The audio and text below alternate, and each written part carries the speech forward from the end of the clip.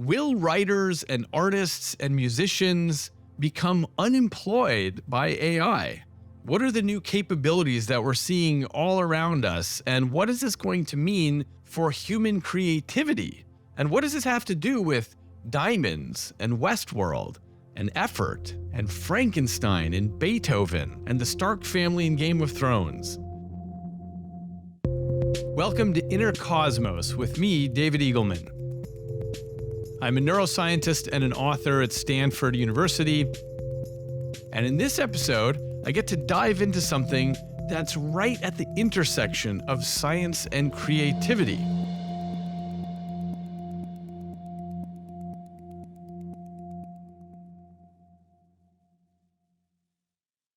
Most of my podcasts are about evergreen topics about our brains and our psychology, but there's something so extraordinary happening right now. We're in the middle of a revolution with AI and what's called generative AI in particular. So I'm going to do a two-part episode on this. For today, I'm going to dig into what generative AI is and what it means for human creativity. And then in the next episode, I'm going to tackle the question of sentience. Are these AIs conscious? And if not now, could they be soon? And how would we know when we get there? So let's start in 2017, when almost no one in the world paid attention when a team at Google Brain introduced a new way of building an artificial neural network. So this was different than the architectures that came before it, which were called things like convolutional neural networks and recurrent neural networks. Instead, they presented a new model that was called a transformer. Now, a transformer is not one of those robots that shapeshift into trucks and helicopters. Instead, a transformer model is a way to tackle sequential data, like the words that are in a sentence or the frames in a video. And a transformer model takes in everything at once, and it essentially pays attention to different parts of the data. And this allows training on enormous data sets, bigger than what was trained on before. Like now, it's essentially everything that has been written by humans and is on the internet, which is petabytes of data. So these models, they digest all of that. And what do? They essentially look at a sequence of inputs, like the words in a sentence, and they ask, what word is most likely to come next in that sequence? Now, we'll come back to that in a second, but I just want to note that this transformer model is finding uses way beyond text. So, for example, a recent Nature paper used this kind of model to look at amino acids, which run in a sequence to make proteins. And they looked at these chains of amino acids like text strings, and they set a major new watermark in determining how proteins fold, which is a very difficult problem. And people are using transformers for everything from making music to reading giant reams of medical records and so on. These transformer models are built into search already, and soon they're going to be in your phone and in your car and in your bank and in your doctor's office. So, what everyone in Silicon Valley is talking about is how this new kind of AI is going to disrupt the workforce. And a lot of people are thinking about white-collar jobs that have traditionally required memorization of long textbooks.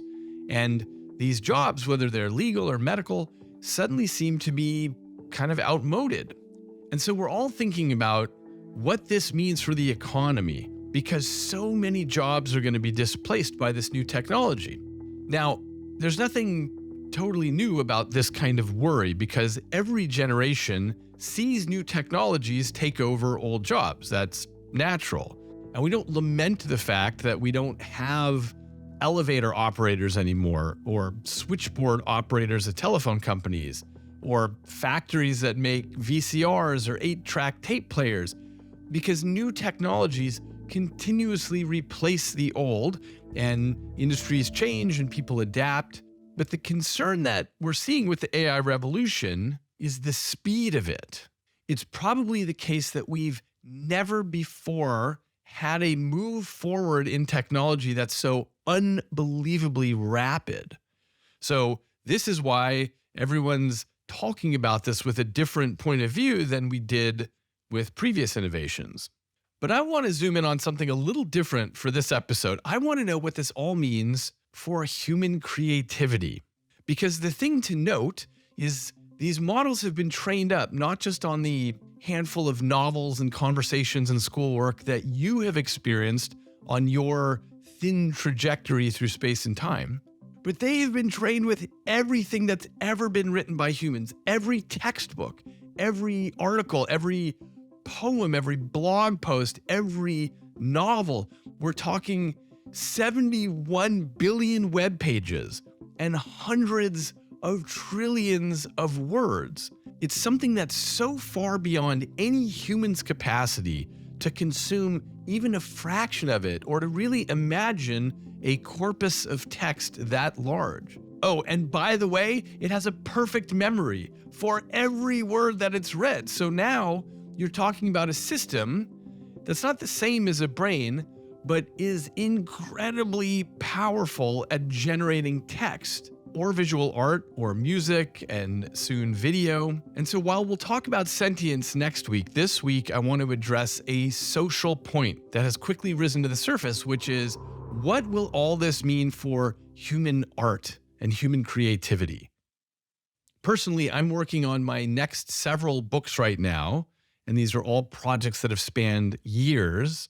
And so I'm fascinated and terrified about whether AI is going to replace me as a writer. What does this kind of new AI mean for writers, for visual artists, for musicians who studied their whole lives to be able to compose a beautiful piece of music? Is human creativity destined for the dustbin of history?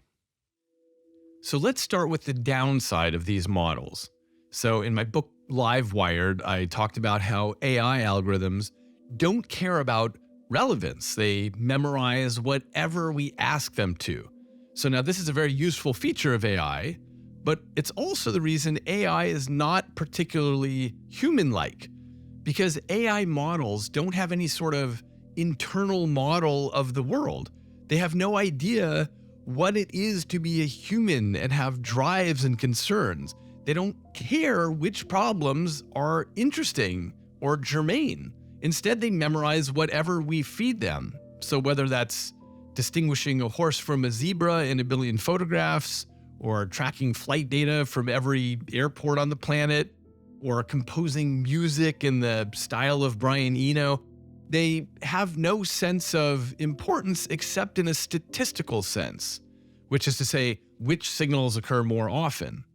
So contemporary AI could never by itself decide that it finds irresistible a particular kind of ice cream, or that it abhors a particular kind of music, or that it's heartbroken by King Lear's speech over his dead daughter. So AI can dispatch, 10,000 hours of intense practice in 10,000 nanoseconds, but it doesn't care about any zeros and ones over any others. As a result, AI can accomplish incredibly impressive feats, but not the feat of being quite like a human. And so some critics of AI say, look, it's like you want a sandwich, and what this transformer model does is it looks at all the billions of sandwiches out there in the world, and it gives you a slurry, and it pours it out in the shape of a sandwich. A fellow writer gave me that analogy the other day, and that doesn't sound particularly appealing, right? And yet, these AIs have massively surprised us. The text generation is so good, it's so complete, it's so human-like that we find ourselves not so much in the phase of invention, like with all the machines we've made before. Instead, the whole scientific community is finding itself in a process of discovery. Everyone is exploring to find out what these enormous models are capable of, because nobody quite knows. They keep blowing our minds with things they're able to do, which weren't pre-programmed and not even foreseen. I have a friend who works with a big city symphony, and she's trying to plan a program for the symphony several months out, which is the typical timescale for symphony planning. But she's scheduling to put on a program with music composed by AI, and she's at a loss for how to plan this because she's well aware that things are moving so fast that the musical world and the skill level of AI composition is going to be entirely different in a few months. It's going to be more advanced. So she was telling me that she doesn't quite know how to nail down plans for this. Because unlike every symphony planner who has come before, she's now in a world where if she nails down a choice of music and trains up the musicians, it is guaranteed to be badly outdated some months from now. And this is the world we're operating in now. So generative AI is moving so rapidly that we have entered this massive revolution without most of us realizing that we were going there. Art and writing and music aren't going away, but they're going to completely change from how we know them today. Now, I told you earlier that AI doesn't have any idea of what it is to be a human, but I think it doesn't matter. AI doesn't need to feel anything to write great literature or great art or great music, because while you can think of it as a sandwich slurry, you can also think of ChatGPT as a remix of every human writer that has come before. Its training set is humankind, and so even if it's just statistical, it's generating the expressions and the passions and the fears and the hopes of millions of people. So it doesn't matter if it feels or knows or has theory of mind, or if it cries at King Lear's speech, because it can convincingly tell you a story that breaks your heart. And it does this by drawing on the best of human writing over the centuries. So as a result, it's incredibly good, and it puts together things in a new way. And I think part of understanding this requires acknowledging a really important point, which is that the AI is really good, but also that humans are so easily hackable. The phrase humans are hackable is a phrase that I first started hearing from my friend Lisa Joy Nolan, who, with her husband Jonah Nolan, created the television show Westworld.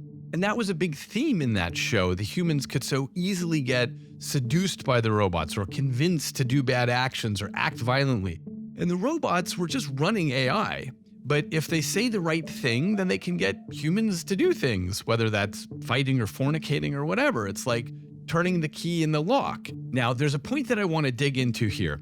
If you saw Westworld, you may remember the scene from the first episode where a man named William has just arrived to Westworld, and he's greeted in a room by a beautiful woman who guides him to pick out his cowboy outfit and his gun and his hat. And she makes it clear that she's available for him sexually. And he uncomfortably asks her, "Are you real?" And she says, "If you can't tell, does it matter?" Now, this is a major theme throughout Westworld. Humans are hackable, and if you can't tell the difference between something that has evolutionary importance to you and a fake version of it, then it makes no difference. And this is what we see when we look at the text that is spit out from ChatGPT. It is statistically sound, meaning it falls in the orders and rhythms of millions of people who have written things like it before. And so we can be just as compelled by the text. And therefore, the fact that AI can write a story that moves us and impresses us is no surprise. It's easy to move and impress us. In a sense, it's no more surprising than drawing a pornographic cartoon that turns someone on. You're just plugging into deeply carved programs. A human can't mate with the cartoon, but nonetheless, it's easy enough to activate the biological programs. So a story can make you shed tears or laugh, even if the transformer is just pushing around zeros and ones. And therefore, we shouldn't be surprised that AI can write these really great pieces of prose. It doesn't have to be real, and it doesn't matter. So now that we can write beautiful prose with AI, what does this mean for the future of books? Well, I think we can imagine a pretty cool future for AI-generated literature. We can imagine generating infinite, wonderful material. And you know what? Back in the day, kings and emperors had poems written that were bespoke. The poems were written just for them. And now it's going to be trivial for us to all live as royalty, having bespoke literature written just for us, as much as we want, as often as we want, in seconds. And maybe we'll come to enjoy dynamic novels, by which I mean a piece of literature that's not pre-written, but instead is written on the fly, depending on the decisions that you make, like a choose your own adventure. So you say, this is a good book so far. Now I want to see what happens if I go in the neighbor's door and get a view on his life, or the mailman's life who just passed by, or the traffic cop. And the book just keeps writing itself on the fly. Thousands of pages that end up being unique for me, for you, for everyone as they go on their own adventure. Instead of having some poor author who has to write every possible branching path, now there's no need to do that. You just generate it on the fly. So now we'll all get to experience literary worlds that are infinite in all directions. So in that light, it certainly seems that AI is going to replace human creatives. It can do things better and millions of times faster, and it can be there to write the next pages according to your wishes. So it looks like writers are going the way of the mastodon. Or are they? I think the real story is not so simple. I'm fairly sure that while AI will augment human-told stories, there's essentially zero danger that it's going to do a wholesale replacement of human creatives.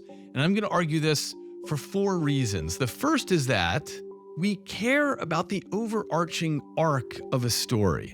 And at least at the moment, AI can't even come close to constructing this. And this is because of a fundamental limitation in its architecture.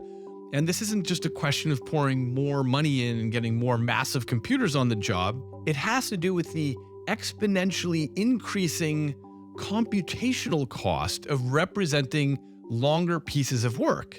So currently with ChatGPT-4, it looks at the past 4,096 tokens, which is about 3,000 words, and it decides what the most likely next word is.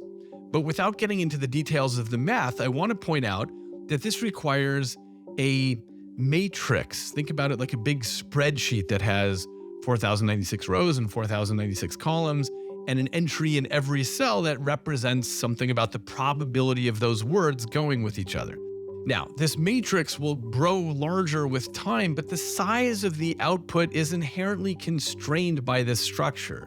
And as a result, ChatGPT is perfect for poems or blog posts or small articles, but not something the size of a novel. Why? Because a novel has arcs and plot twists and cleverly planted clues and cliffhangers, and all of these operate at a longer time scale. So a human author mentally zooms in and out such that their stories have this sweeping arc to them. So for example, in a mystery novel, we get to the end and we realize that all the clues and the red herrings we saw were subservient to the solution to the mystery, which of course the author knew from the beginning, and the author was just spooling out clues to you one at a time. In writing, you often have to know the end to structure the beginning and the middle. And this is, by the way, why ChatGPT can't make up a new joke, even though it can repeat jokes that are already made. But it's because to construct a joke, just like a mystery novel, you have to know the punchline first, and then you construct the joke backwards. But these large language models are simply constructing everything in the forward direction. It does statistical calculations on what the most probable word to come next is, given all the words before it. So coming back to the long arc, if you watched all 8 seasons of Game of Thrones, for example, or you read those books, you come to care about these characters because you've been with them through so many trials, and you feel like you know them and understand them, and you can predict things about their behavior, and you're invested in their long-term trajectories. So all the children of the Stark family end up scattered in different directions in the world, and then in the final season, they end up reconvening after what seems like a lifetime of adventure. They're all back together for the final big showdown with the Night King. And when we watch the series and we get to season 8, we think, wow, I didn't see that coming, that they're all back together now. And now this story has a beautiful shape to it. I'm really in the hands of a professional here. At least with our current AI architectures today, it's impossible to achieve that, except possibly in a few thousand-word version, because ChatGPT is playing its statistical game, and of course it's playing it extremely well and successfully, but the trick to recognize here is that it is amazing at the level of paragraphs and possibly a few pages, but not at the level of thinking about the details of a 500-page novel or a 2-hour movie screenplay or an 8-season epic. It's great at the small stuff because it can do that with statistics, but it's fundamentally limited for the longer stuff because it has no way to zoom out and think about the crops that it wants to plant for the long game. Okay, you might say, fine, maybe we'll get there at some point, but even for now, couldn't you build a big story out of smaller chunks? So one idea is to make this form of storytelling in which the world is infinitely big. Let's come back to this picture I painted a moment ago of a choose your own adventure in which the AI generates plot points on the fly for you. So I say, okay, open that door to my left, and the story continues as though it were all pre-scripted, as though I have an author, let's say in the style of Hemingway or Nabokov or Morrison, who has pre-written every possibility. In certain ways, this would be amazingly cool. But I think the problem here is that a story like that would just equal randomness. And that's not actually what we want in a story. Instead, we want to feel like we're putting our trust into an author who sees the big picture. We want the Stark children to reconvene such that we feel the overarching pattern of the story and we have a sense of completeness. If you just wanted randomness, you'd go out into the world and find it there. You wouldn't sit on your couch and read about meaningless characters who are just in Brownian motion. And I think this is the same issue with AI music, at least as it stands now. Recent examples show that it can compose incredible sounding music moment to moment. But the reason it doesn't beat out a real human composer, at least today, is because it doesn't have any long-term vision. And so the whole piece of music just hangs together statistically moment to moment, and that's perfectly good for composing things like elevator music, which is for a short ride, or commercial music, which only needs to be 20 seconds. But it won't, for now, replace a human composer who writes with the long arc in mind. For example, I was just talking with my friend Tony Brandt, who's a composer, and he was explaining to me that when Ludwig van Beethoven died, he left behind sketches for a 10th symphony. So a few years ago, some computer scientists used AI to complete the symphony to finish what was unfinished. Now, did they do a good job? In one sense, it was an incredible feat. They extracted the statistics of Beethoven's choices and preferences from everything he'd written, and they used that to statistically guess what moves he would have made next had he lived. What notes, what chords, what instruments.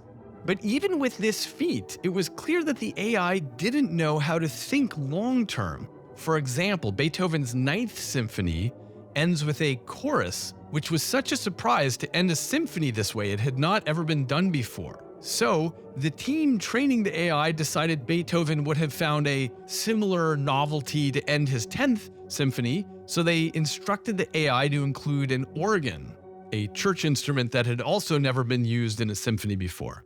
So at the start of the last movement, the AI generates an organ. But when we zoom in, we see the difference.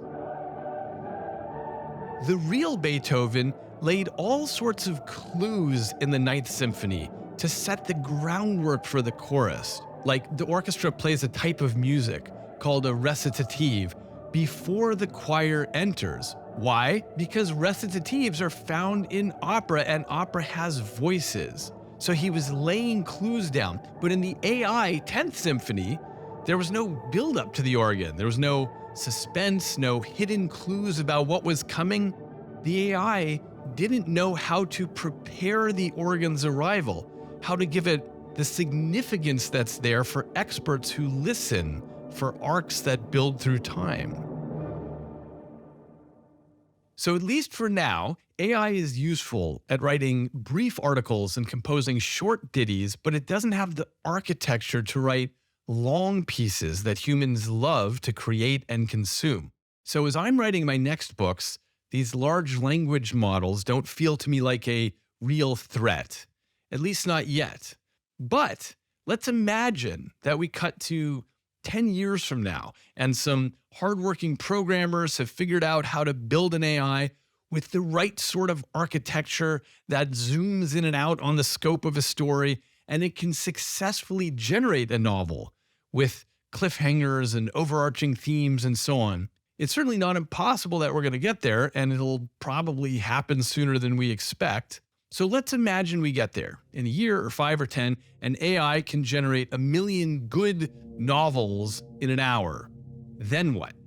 Well, there are several directions in which things can go. And the possibility that I mentioned earlier is that novels might become bespoke, totally personalized to you.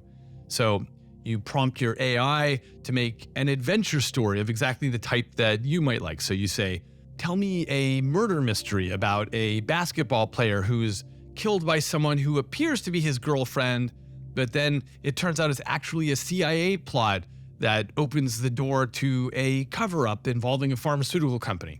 Let's assume that the AI then spits out a book to your exact specification, and it does an amazing job, and it gives you a colorful story just how you wanted it, and you can enjoy that on the beach seconds later. Well, that's cool. But I assert that this is never going to replace literature. And this is my second point why artists don't need to worry. Because when you define your own plot, the surprise is diluted. The joy of literature is diluted. After all, even if you are a creative prompter, you are limited to versions of what you have experienced or read before. And much of what we love in literature is the surprise that comes from a particular point of view that you have never considered, like characters or plot points that would never be generated by your own limited point of view.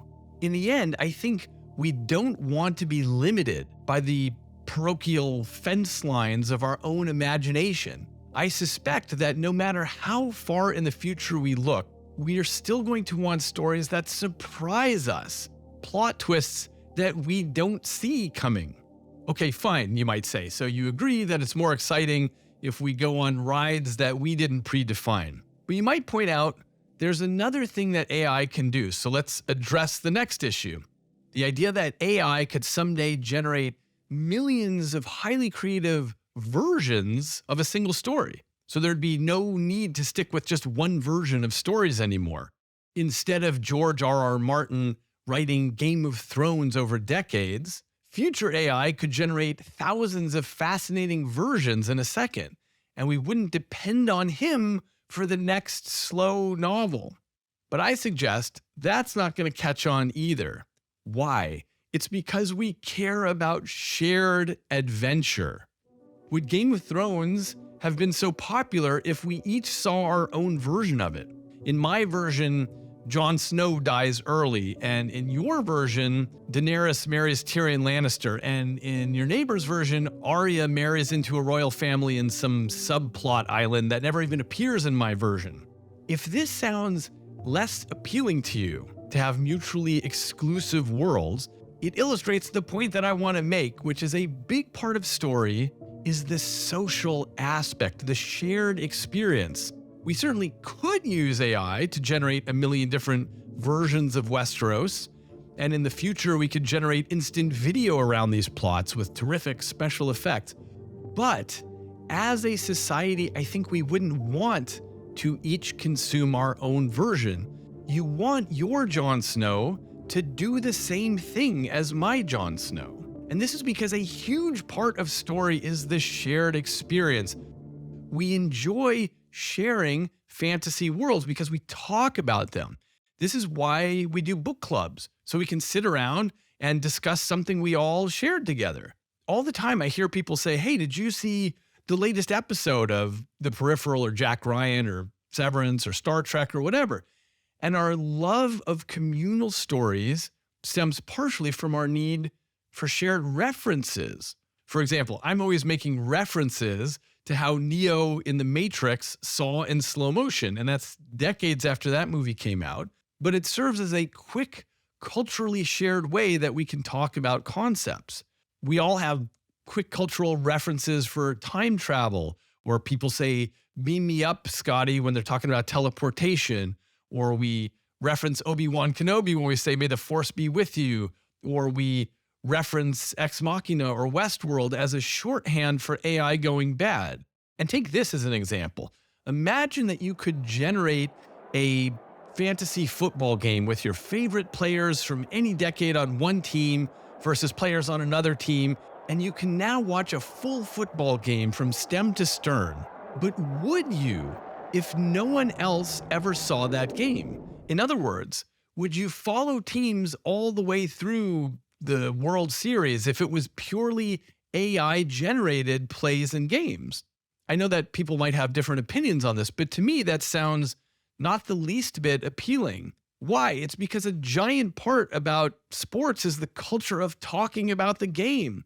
Hey, did you see that play last night? Can you believe that shot he took? Can you believe the call that ref made? And stories are analogous to sports in this way. We come to our book clubs to take the world that we read in solitude and find a community with other people who were there with us from their own living rooms. So I suggest that as a culture, we are always going to desire and need a shared vocabulary. And the only way to grow that is to watch the same movies and read the same stories. And that's why I predict that while individualized stories might find niche audiences, it won't replace our need for shared stories. This is an interesting dimension of literature that's not typically considered. Story gives us social glue.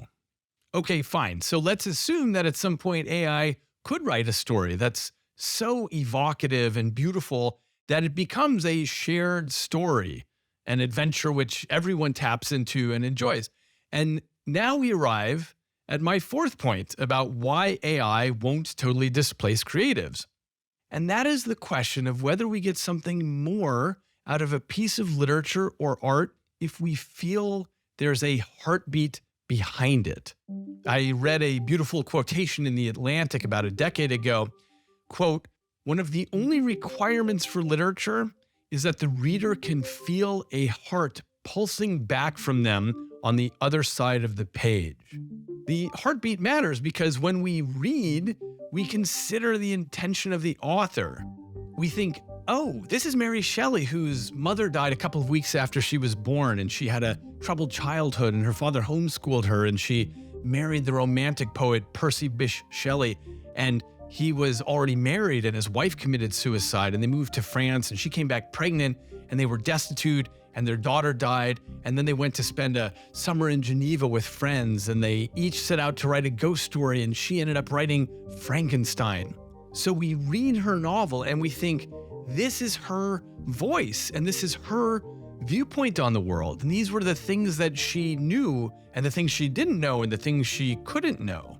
It isn't just the piece of art itself, it is the artist behind the art that colors our experience.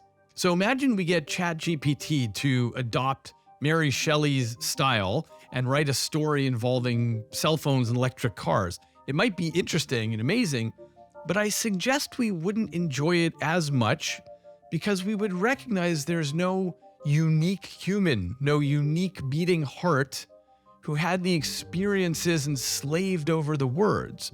Now, you could argue that almost all of the authors we enjoy, we live apart from them in space or time, and we'll never meet them, and we just have the vaguest sense of their existence.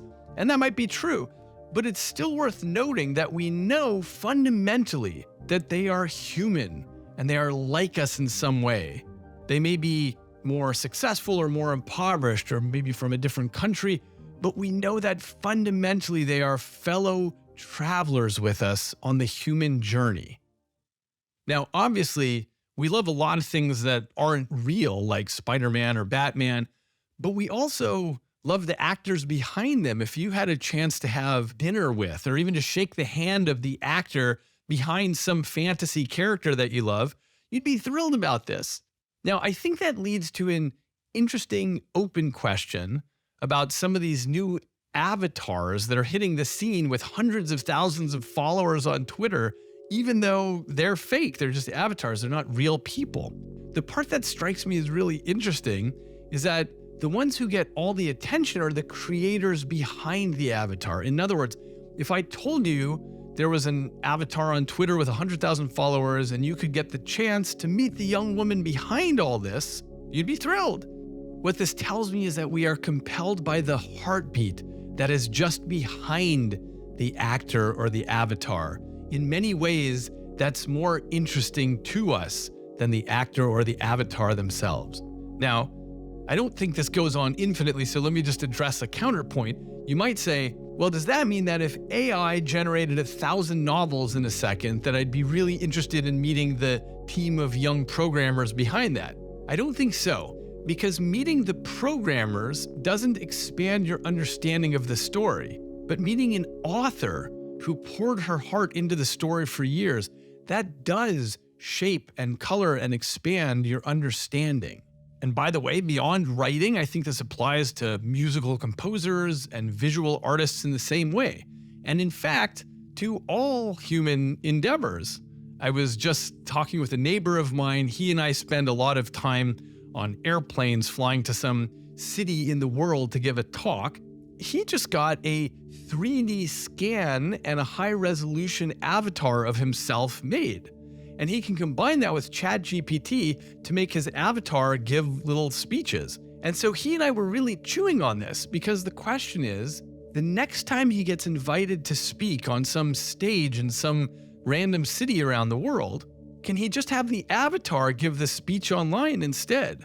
Will conferences still want him to fly across the globe to give a talk, or will the avatar be good enough and save a lot of expense in plane fuel?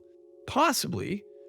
But the flip side is, do people value going to the talk because of the beating heart on the stage? And my long bet is that conferences will continue to invite flesh and blood humans, because audiences are humans who care about other humans.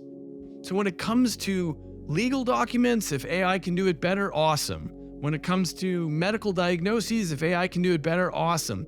When it comes to hearing a speaker on the stage with his or her imperfections and limited knowledge and fundamentally human nature, I'm going to take the bet that that is going to last. And beyond just appreciating the reality of another human, this may be for another reason as well. An interesting psychological effect that I think is going to be at play here.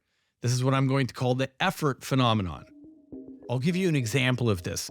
A well-known colleague of mine here in Silicon Valley recently announced that he had published a book, half written by him and half written by AI. And when I first heard about this, I thought, I wish I wanted to read this, but I don't. Now, I did take a look at the book, and there are clever insights, and it's well written, but I'm simply not that inspired to read something that's even half written by AI, because it makes me feel, perhaps unfairly, that he didn't put in the normal amount of effort. My analogy would be if Picasso said, hey, will you buy this painting? My students painted most of it, but then I finished it off and put my signature on it. It feels like it would be slightly less valuable. So let's return to that scene in Westworld where William asks the host, "Are you real?" And she says, "If you can't tell, does it matter?" Because this is the question that comes up about a novel. If I spend 7 years writing a novel, and if ChatGPT or Google Bard spits out a novel that's word for word equivalent, does it matter? And I think perhaps surprisingly, the answer is yes, it matters. We care about the effort that went into it. If I were to show you 2 pieces of artwork that someone had done, and one of them just involves painting a single dot on the middle of a big white canvas, and the other one is the person carefully gluing marbles one on top of each other until they balance 8 feet high, you may have a preference for looking at one or the other, but just think about how much money you would in theory be willing to pay for each of these. If you're like most people, you think the thing that took a lot of effort is worth more. There have been psychology studies on this since the 1950s. It's difficult for people to separate out the effort that went into something from its value. In other words, the effort is used as a shortcut for understanding quality. For example, in one paper done by Kruger et al., they had people rate a poem or rate a painting or rate a suit of armor, and the people generally thought it was better quality and worth more money, and they liked it better if they thought it took more time and effort to produce. A friend of mine uses the example of diamonds. People will pay much more money for a real diamond with flaws than they will for a synthetically grown diamond from a laboratory that has no flaws at all. Now, why would you pay extra money for flaws? Part of this has to do with the notion of effort. The real diamond was produced by Mother Nature over millions of years of compression, so it's a very special thing that took quote-unquote effort on the part of Mother Nature. But the lab-grown diamond, that can be done in a day and a half. And so even though it's more perfect, it is less valuable because it just took less time to make it.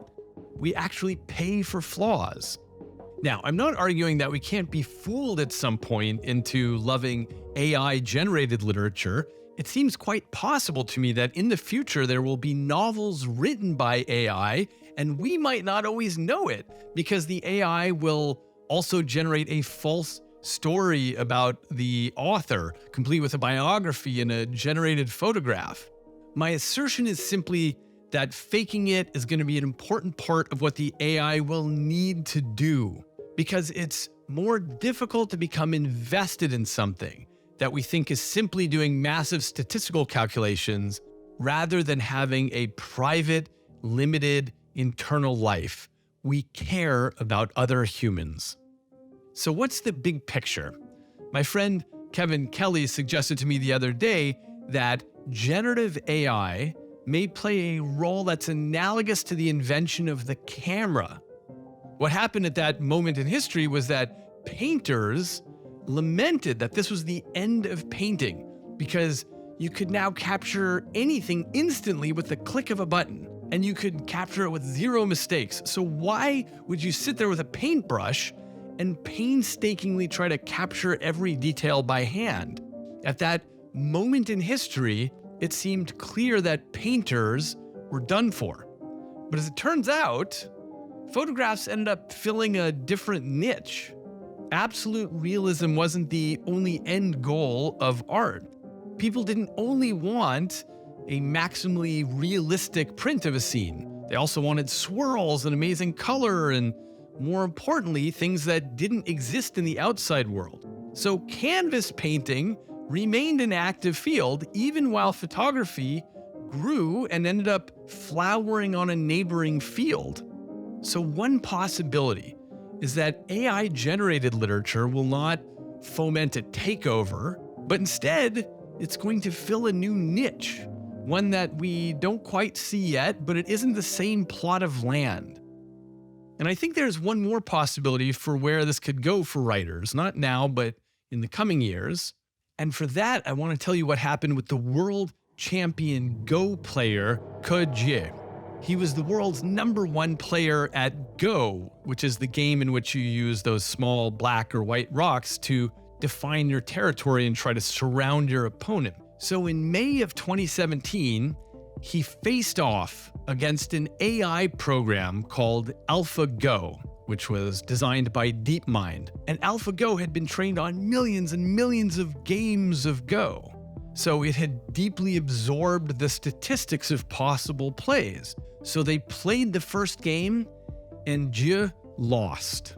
AlphaGo had pulled moves that none of his human opponents had ever thought of.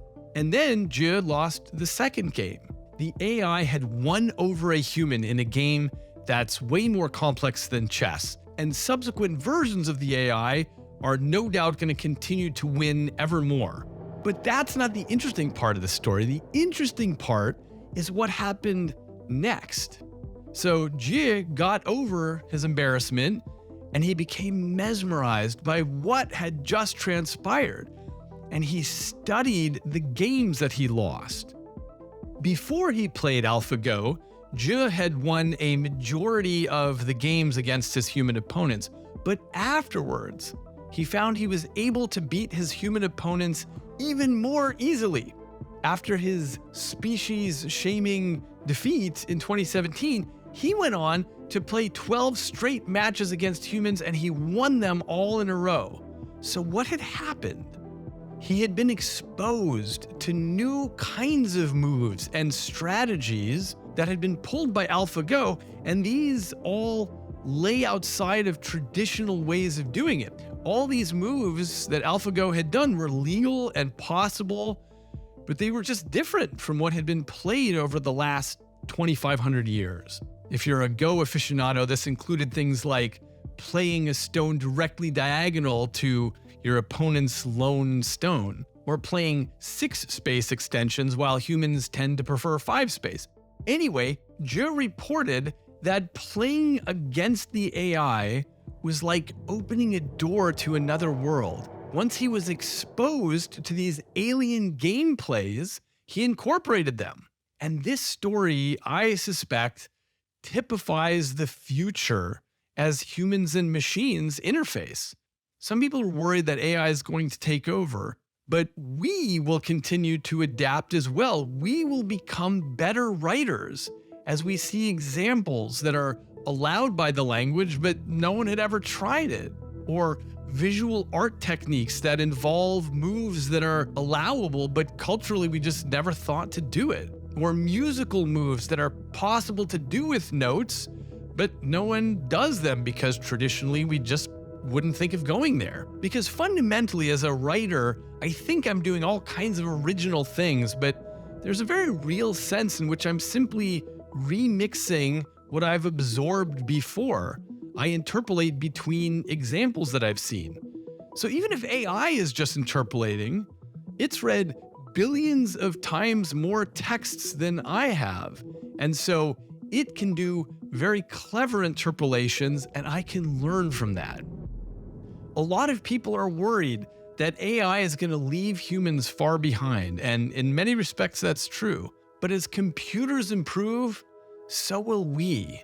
In the battle of man and machine, both are going to get better. And as we continue to adapt in parallel, the future definition of AI may well shift from artificial intelligence to augmented intelligence. In the best case scenario, this isn't going to be a war, but a collaboration. It's going to be an ongoing guided tour into areas that were previously just beyond our view. That's all for this week. To find out more and to share your thoughts, head over to eagleman.com/podcasts. And you can also watch full episodes of Inner Cosmos on YouTube. Subscribe to my channel so you can follow along each week for new updates. Until next time, I'm David Eagleman, and this is Inner Cosmos.